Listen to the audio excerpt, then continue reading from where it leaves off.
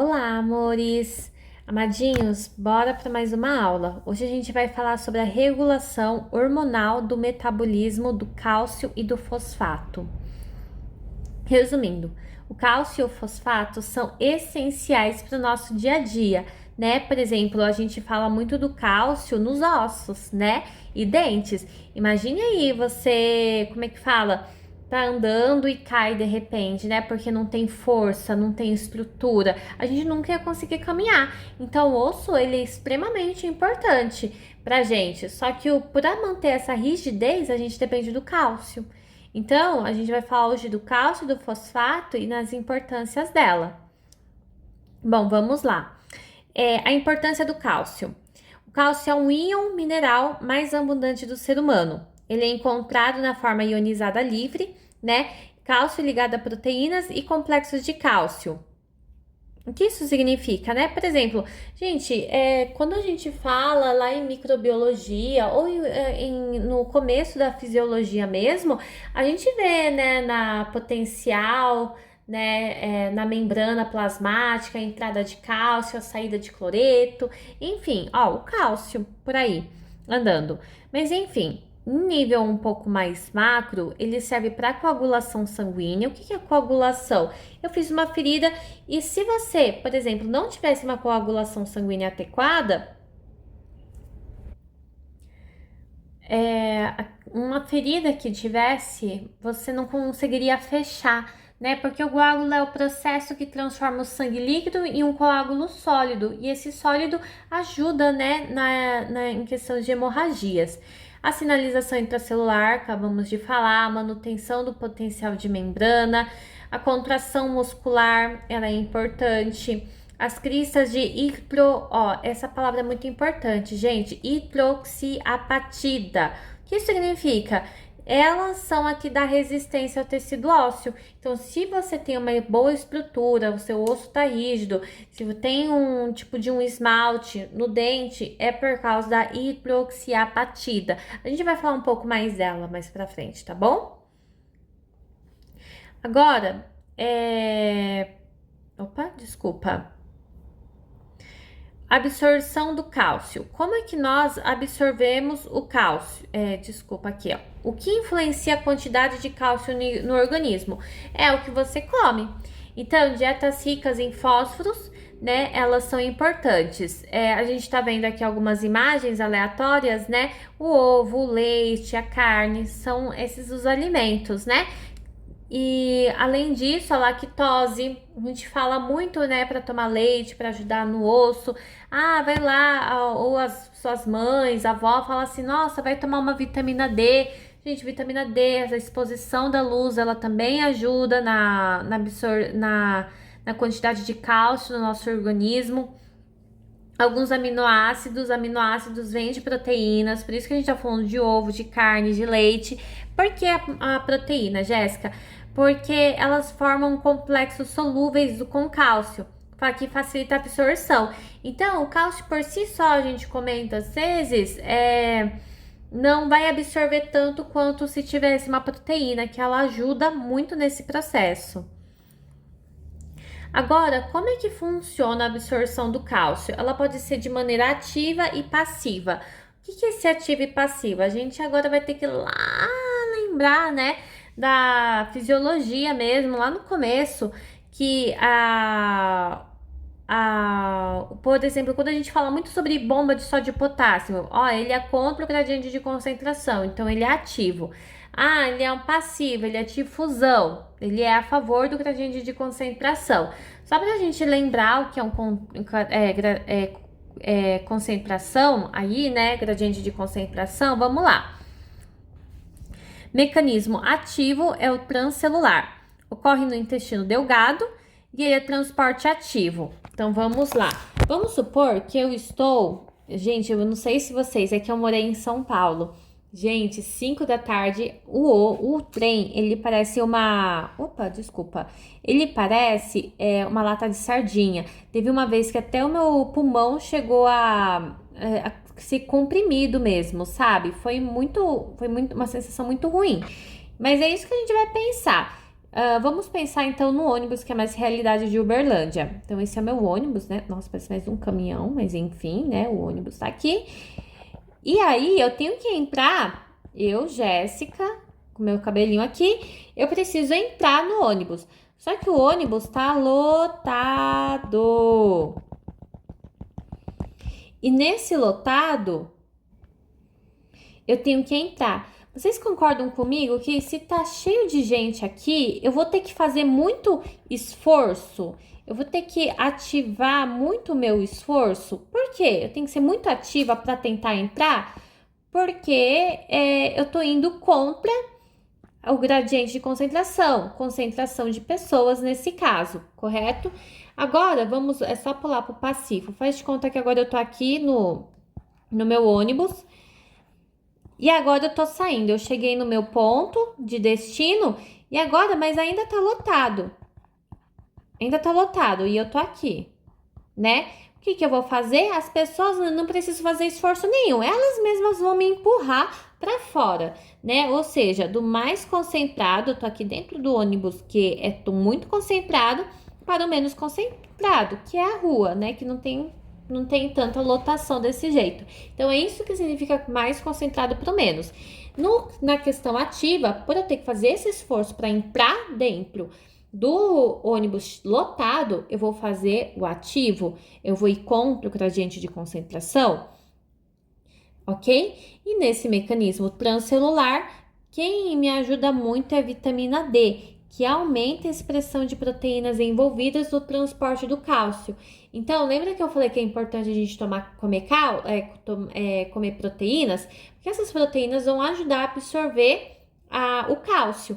E a vitamina D também ela auxilia muito nisso. Ela que vai ajudar a promover essa liberação de proteínas, para essas proteínas liberar mais cálcio para o nosso organismo. Enquanto que no passivo, é dependente do gradiente da concentração, como a gente já vê aqui no ônibus, né? Ocorre também no intestino delgado, tem intestino delgado, só que ele é passivo, a favor do gradiente de concentração, como a gente já viu. Esse mecanismo, ele não é regulado pela vitamina D, porque assim, porque eu não preciso desse esforço, aqui seria um esforço, né, gente? E aqui eu não preciso, porque eu já tô indo normal, tô seguindo o fluxo. Então é mais isso que ela representa. O armazenamento do cálcio, ele é extremamente importante e o principal armazenamento é no nosso osso e dentes, onde ele está presente na forma do quê? Lembra que eu falei para vocês? Hidroxiapatita. O processo é dinâmico. Então, muitas vezes a gente vai precisar da liberação de cálcio. E como é que isso funciona? Em quais situações? Por exemplo, a gente tem. Vocês já pararam para pensar como é que dentro de uma barriga de uma mulher forma ossos? Né? Eu nem sei como explicar, mas é mais ou menos assim. É porque é algo muito maravilhoso para mim, sabe? Mas enfim, como é que funciona mais ou menos? Por exemplo. A mãe, ela precisa formar o osso do bebê. Vocês concordam comigo? E de onde que vai tirar esse osso? Do cálcio. O osso precisa de cálcio. Legal. E da onde que a mãe vai tirar o cálcio para alimentar, para a formação do osso do feto? Da alimentação, Jéssica? Correto. Vocês estão certíssimos se falar da alimentação. Só que qual que é o BO? Nem sempre, né? A quantidade de cálcio vai ser suficiente para alimentação. Então, o que vai acontecer? O corpo da mãe, vamos supor que esse é o meu fêmur, sei lá, né? Ele tem aqui um monte de ossos. Ossos não, desculpa, tem um monte de cálcio aqui dentro. Aí, o que o meu corpo ele vai pedir? Vai vir, a gente vai falar um pouco melhor sobre isso, mas os osteoclastos, eles vão vir e vão consumir essa partezinha do meu osso, vamos supor. Claro, gente, que o que eu tô falando agora de consumir aqui assim, gente do céu, não sei fazer, ela vai virar um buraco aqui. Graças a osteoclastos. né? Ele que vai consumir. E aí vai liberar o cálcio que estava dentro do osso, agora tá aqui, ó, na minha corrente sanguínea. E a minha corrente sanguínea vai aqui, ó, pro meu feto através do cordão umbilical. Então é isso que vai acontecer. Então a gente precisa de armazenamento de cálcio, que o principal é o osso e também o dente, tá bom? E claro que a gente pode pegar ele do alimento, mas se não tem muito no alimento disponível, né? A gente pega daqui. O cálcio, eu vou falar agora, eu tô aqui no item 2, porque o item 1 já falei agora, né? Os ossos, a liberação do cálcio dos ossos, a reabsorção óssea. Quando os níveis de cálcio do sangue estão baixos, então eu tenho baixo nível de cálcio no meu organismo, o organismo ativa os osteoclastos das células que degradam a matriz óssea e liberam esse cálcio para a corrente sanguínea. E da corrente sanguínea, vamos supor, vai para o bebê nesse caso. Então, esse processo é estimulado pelos hormônios PTH, que a gente já vai falar um pouco melhor sobre ele. Perfeito, gente? E só, eu acho que eu não falei um, desculpa, gente, eu tinha falado dois e não falei um. Ele é o seguinte: o cálcio é armazenado nos ossos por meio da mineralização da matriz óssea, um processo das hidroxiapatidas, que eu acabei de falar, aquelas que armazenam esse cálcio e depositam sobre a matriz do colágeno do osso. Esse processo é realizado pelos osteoblastos, células responsáveis pela formação óssea. Então, os osteoblastos, eles formam os ossos, né? E durante esse processo de formação, a gente vai ter a deposição das hidroxiapatidas na matriz óssea, que ali ela vai se manter armazenada. Opa, eita, o que aconteceu aqui, gente? Calma. Aqui. Agora a gente vai falar sobre a importância do fosfato. A gente tá falando muito do cálcio, ó, a gente vai falar muito do cálcio hoje, um pouco só do fosfato, mas a gente vai falar dos dois, mas em proporções diferentes. O fosfato, gente, ele é extremamente importante. Olha, ele está em vários alimentos, como carnes, né, e leites, ovos, enfim.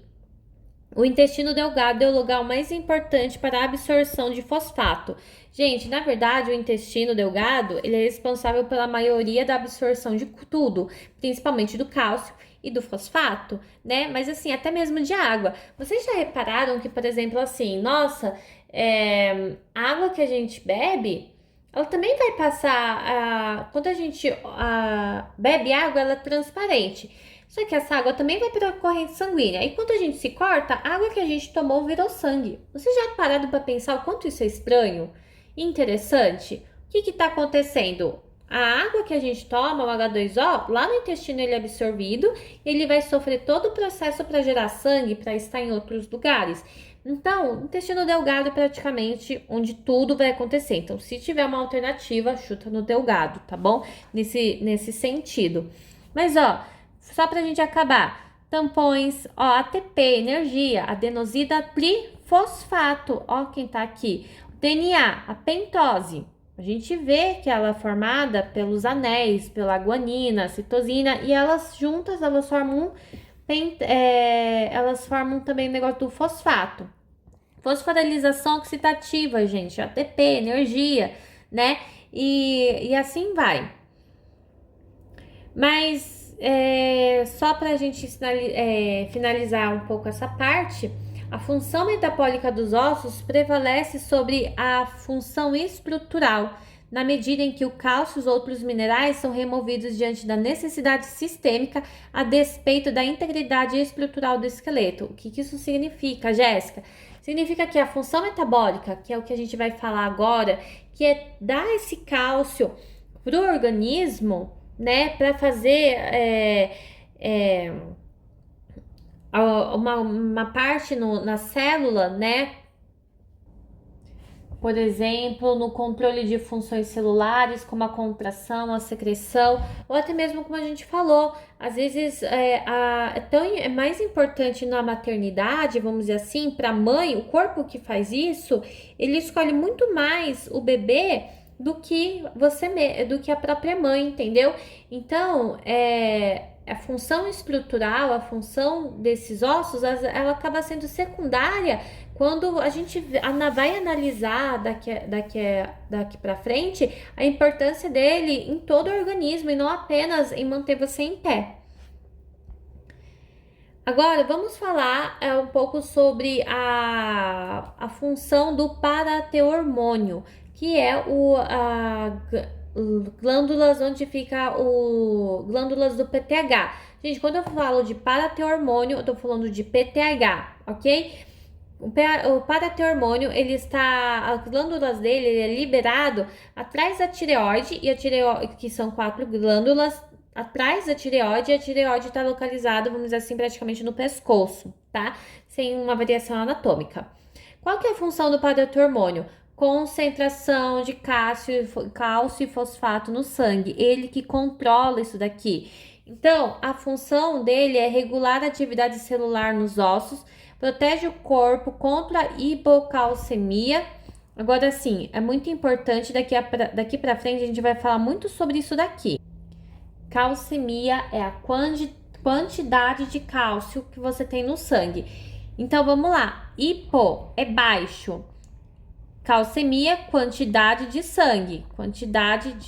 De cálcio. Ó, cal. Lembra de cálcio no sangue. Ai, gente, que letra horrorosa, né? Mas assim, então baixa quantidade quantidade de cálcio no sangue. Então, o que o paratormônio, o PTH, ele vai fazer? Ele percebeu que tem baixo nível de sangue, ele é que vai sinalizar e preparar tudo para que a gente tire esse pedacinho aqui de cálcio. Opa! Esse pedacinho, tire o cálcio do osso e transportar para a corrente sanguínea, tá bom? Essa é a principal função, então, por favor, guardem isso. PTH, para que ele serve? Tirar, colocar mais cálcio no sangue, Como ele vai fazer isso? É o que a gente vai estudar daqui para frente, tá bom? Ações diretas do PTH, do parateormônio. Ele primeiro vai aumento da excreção na urina de fosfato por diminuição da sua reabsorção renal. Jéssica, você falou grego até aqui. Ó, isso daqui que eu vou falar, gente, vai ser super, mega, hiper importante para o final do slide. Mas vamos, por causa de uma doença. Mas a gente já vai comentar aqui. Então, vamos lá. Vocês já repararam? Vocês já sabem que NaCl, menos e mais e menos, essa forma ionizada, elas vão formar uma molécula que é o sal de cozinha, correto? Um sal. Então, olha onde é que tá. O Na tá na família 1A, enquanto que o Cl tá na família 7A, correto? E elas formam um sal. Jéssica, o que você quer dizer com isso? Pensa no sal. Agora, eu tenho muito cálcio no meu sangue, ó. Agora eu tô aqui no cálcio. Vocês estão vendo isso? Eita, gente, calma aí. Que bugou aqui. Gente,